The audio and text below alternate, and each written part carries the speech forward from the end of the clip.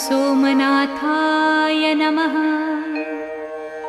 ॐ मल्लिकार्जुनाय नमः। ॐ महाकालेश्वराय नमः। ॐ ओंकारेश्वराय नमः। ॐ वैद्यनाथाय नमः। ॐ भीमशंकराय नमः। ॐ रामेश्वराय नमः।